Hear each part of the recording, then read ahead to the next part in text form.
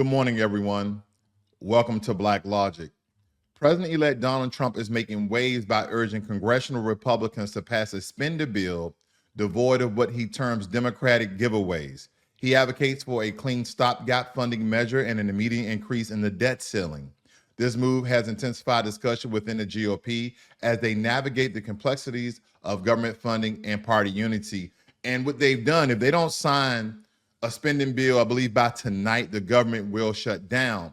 But if we look at this a little deeper, Congress last night or the night before last dropped a 1,500-page document for people within 24 hours to look through in order to get this spending bill passed. This is absolutely ridiculous. This is what you call bureaucratic democracy.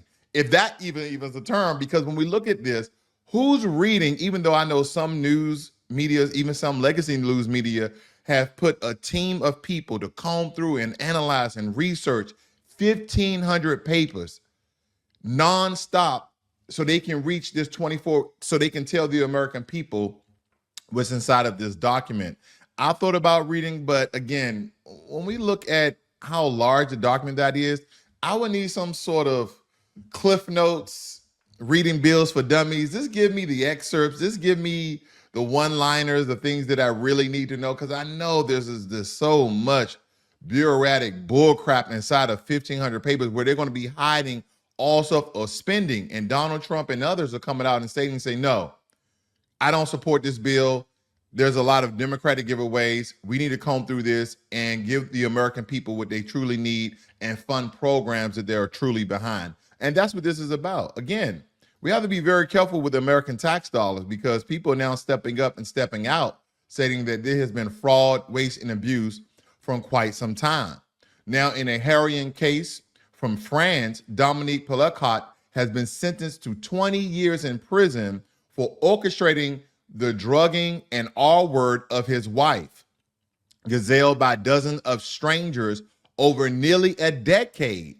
The trial, which included 50 co-defendants, has brought to light the horrific extent of Pelicot's actions and the resilience of his wife, who chose to publicly share her ordeal to raise awareness. This is diabolical. Over a decade, allegedly, Dominique has had his wife all-word multiple times with over 50 co-defendants, over 50 assailants. This is astronomical. These are the criminals that really need to be in jail because a lot of these criminals are operating under the family cover. When you see mom, dad, and children, you think everything is fine. Sometimes the way we paint criminals are not always what they seem out to be. Some those who may seem like family people could be some of the hardened criminals. Just the other day, we saw a lady in Tennessee who was one of the biggest drug dealers in her area by selling fraudulent, counterfeit weight loss drugs. It was still doing harm to the public. So it doesn't matter because, again, I believe, and it's going to come out, that a lot of these weight loss drugs are absolutely addictive. That is what's going to come out because either you are addicted to the chemical substance within the pill or you are addicted to the results that the pills give you. That is what soon is going to come out. And that's just my opinion on the matter. Governor Kathy Hochul of New York has announced that the Federal Aviation Administration plans to implement temporary flight restrictions over critical infrastructure sites in the state. This decision follows recent drone sightings that have raised significant security concerns, including an incident that temporarily shut down runways at Stewart International Airport. And yesterday, I also reported that 17 U.S. bases have been seeing drone sightings fly overhead, and they were closely adjacent to Chinese-owned farms. So again, as more information come out, the truth will be revealed. The Federal Reserve has cut interest rates by 25 basis points, bringing the benchmark rate to 4.25 and 4.5% respectively. This marks the third consecutive cut in 2024 aimed at providing financial relief and economic uncertainties. The move has implications for saving accounts, CDs, and money market funds, with rates expected to decline but remain competitive compared to other investment options. As they should. I mean, people are still trying to buy homes. People are out here renting just as much as they would buy a home, not including, the utilities that most households have, you paying water, electricity, sewer, trash, and another slew of all issues that happen within your home. But some people will still, if they could afford, if rent wasn't so high and interest rates wasn't so high, would still want their own home versus renting and being connected or in close proximity to other people because they're all renters. And again, I would like to believe most homeowners care about their homes, where some people believe that depending on the amount of money you pay in the area you live in when you rent, that some people don't care about rental properties as much as they would their own home. And so that's significant as well. The Pentagon has disclosed that the number of U.S. troops in Syria is approximately 2,000 more than double the previous reported figure of 900. This revelation highlights the ongoing commitment to counterterrorism efforts in the region and raises questions about transparency and future military strategy. What we cannot forget is that the U.S., Turkey, Syria, and other international figures met in Syria in order to propose people who they want to put in place for the betterment of Syria.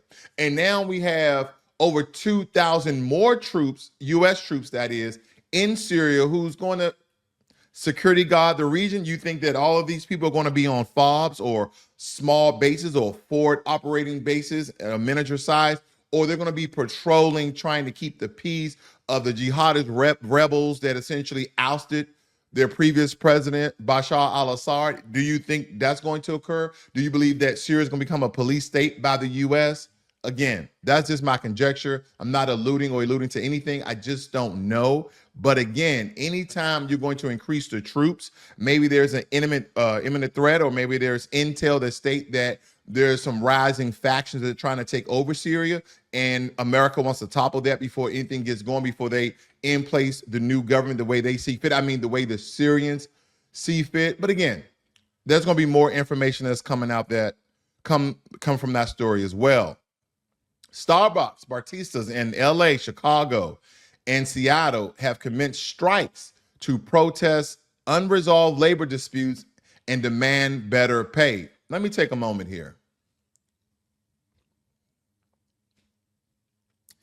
I love drinking coffee at home. This is Nespresso, and this is not a paid promotion at all. I just like Nespresso. Nespresso coffee is actually really high grade quality coffee, and I'm gonna tell you why. When you drink a cup of regular coffee, let's say Dunkin' Donuts, let's say Starbucks, and it's not one of those sugary drinks, it's just kind of like maybe a little bit of light cream in your coffee, or maybe you just do 1 or 2 sugar packs. Nespresso coffee rarely, and I mean rarely, if any, gives me coffee breath. I could literally drink a whole cup and go talk to somebody, and someone like, man, you have some coffee?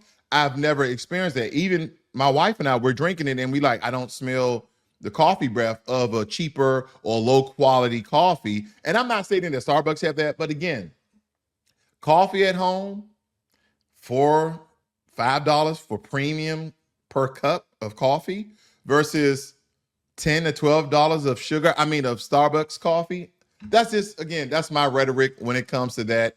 But when it comes to the workers, they should be paid a fair wage for fair work. The union representing over 10,000 baristas has indicated that the strike may expand nationwide if collective bargaining agreements are not reached, signaling a significant escalation in labor actions within the company. Because again, LA, Chicago, and Seattle is the birthplace. They have multiple stores and locations in those areas. So this will greatly affect Starbucks altogether. Now, this one hurt my heart. Big Lots has announced plans to begin going out of business. Now, if anybody have ever shopped at Big Lots or Hobby Lobby, mostly Big Lots, they have some really good items for cheap. They're medium to low quality majority of the time, but for people who are going out on their own for the first time, leaving their homes, leaving their parents' house, Big Lots was always a great choice. You can pick up a couch for $200 or $300. You can get a bed for $200 or $300, where you go to other places, and I'm not going to name any because I don't want to defame any, but nonetheless, you go to other places and things start at thousands. Things couches and love seats and ottoman and all these dressers and end tables. All this stuff is starting at $800. With Big Lots, you can probably go in there with $500 and have a living room. And I don't just mean like a couch and a love seat, but you can come with a couch, a love seat, and a chair. For $500, man, I remember my first apartment, 1 bedroom, 1 bath, blow-up mattress, laptop. That's it. That's all my furniture. When you came, and here's the thing, I wanted to feel like I wasn't cooped up in my bedroom all the time. So I put the blow-up mattress right in the living room until I piece by piece by piece bought my items. The first thing I bought was a living room from Big Lots, and I think I spent a total of maybe $300 to $400. And I slid my blow-up mattress back in my bedroom with my laptop. That was my TV and my computer and my work and where I wrote papers and things of all, when I was in school and all those things. But nonetheless, these are some of the things that typical Americans go through when you're building. And I think Pier number 1 went out of business now, but Pier, they were definitely expensive. But compared to Big Lots, now I think people just gonna have to rely on Walmart. That's so unfortunate because the quality, in my opinion, with Big Lots was much better than Walmart. And that's just my opinion. The U.S. population has surpassed 340 million people, experienced its highest growth rate in 23 years, primarily driven by immigration. And don't worry, I'll help you guys out. Illegal immigration. Net international migration is accounted for 84% of the 3.3 million increase from 2023 to 2024. This surge has significant implications for various states and regions, influence economic and social dynamics nationwide. Now, a lot of course, these people who are raising the flag, they're all being sworn in. These are legal citizens. This comment is not for them. The reason for this surge or this increase in population is the 11 plus million illegal immigrants inside the country. I just remember what, a year or two ago, we were at 330 million. You mean and tell me in a couple of years, the American population rose 10 million when people in the dominant and minority societies both had declining birth rates? White people had declining birth rates. Black people had declining birth rates. Asian people had declining birth rates, with the exceptions of Indians. And also Hispanics had declining birth rates, those legal citizens that are in America. But then we have a 10 million surge increase of people inside the country. And again, you already know where I'm going. This is due to illegal immigration. Not these citizens who took the oath and now pledge allegiance to the flag, and now they're citizens of America. Nothing against these people. Welcome to America. Enjoy the country that we built. And I hope you guys be prosperous, because we want the country to be prosperous, but pay your taxes. But no, when I really think about this, I just continue to think about how one political party have allowed so much illegal activity to occur in this country, and to paint a broad stroke on the other political party, and I'm referring to the Democrats, to the Republicans, as the master class of debauchery and chaotic chaos. And now that the truth is being revealed, I'm not stating that one party is a saint and another party is a devil. What I am stating is this, and I'm going to continue to say it until proven otherwise. The Republicans are seeming more right than they were more wrong. And when it comes to the Democrats, you can just flip-flop that. They're seeming more wrong than seeming more right. And that's unfortunate, because for quite some time, they have been fooling a lot of the American people. And those Republicans, those Republican conservatives, those MAGA Republicans, don't beat up the liberals. Don't beat up the Democrats who are now on the fence because of new information that has been revealed. Me personally, I'm neither. So you can beat me up all you want. It's not going to bother me that much. But when we're talking about those hard-stench Democrats, those concrete liberals, and now they're kind of leaning into the middle, they're trying to not be so far left as they once was, give them grace. Because again, for quite some time, legacy and mass media has been feeding them lies. And those politicians on the left has been feeding them lies with conjecture and misleading and misinformation and disinformation. Other Republican Party. Have some of the things they said has been right? Of course they have. But all of it, absolutely not. And there lies the problem. And again, we have to take self-accountability for those who leaned strong left and turned a blind eye to everything that the right was saying. Again, I think that as Americans in general, no matter your ideology, when it comes to the politics, whether it be on the federal, state, or local level, you need to stay steer neutral, in my opinion, until you align with one party more so than the other based on policies, not evoked emotions. And I think that's where we get lost. Computer scientist Craig Wright, who has long claimed to be Bitcoin's creator, Satoshi Nakamoto, have been found in contempt of court for continuing to assert this identity despite a court order. A UK judge sentenced him to a 1-year suspended prison term, citing extensive falsehood and forged documents in his claim, and has referred him for potential perjury charges. Now, what are these charges for?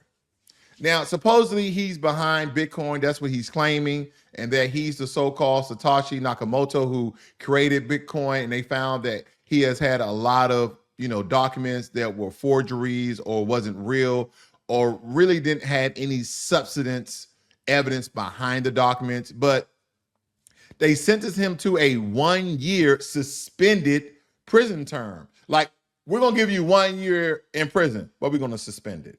Don't worry about it. I mean, what is this all for? Okay. What is this all for? Let me read the cliff notes down here. It states that Craig Wright had claimed intellectual property rights associated with Bitcoin. Again, this was a big money grab for him. He realized that Satoshi Nakamoto, whoever the creator of Bitcoin truly is, never has come out to reveal who and what his intentions with the coin other than making a digital currency market. He took claim to fame. He said, okay, well, no one's going to claim it. I'm going to claim it. And I'm going to create documents around this to state that I've, created Bitcoin. It also states here that his intellectual property rights associated with Bitcoin, but was demolished when the high court found he lied about his role. Isn't that very significant? That's not new to anyone. I mean, anytime someone doesn't claim the fame of something very monetary, monetary that can make him essentially rich. And he's only 54 years of age, so he's still considered, middle-aged, young guy, so to speak. And he wanted to walk away with millions, if not millions of dollars. Millions, if not billions of dollars. And he got caught red-handed. So again, just because somebody don't claim something doesn't mean you have the right to it. I think in America, and you guys can quote me on this because sometimes I get tongue-tied with words, that possession is 9/10 of the law. Is that a real thing? Did I say that right? If not, leave your comments below. If you're new to Blacklogic, please subscribe to the channel. Hit that like button, either up or down. But I do thank you guys for joining me here this morning, this happy Friday morning. I wish you guys all happy holidays and season's greeting. Again, when the truth comes out, all will be revealed. This is Blacklogic.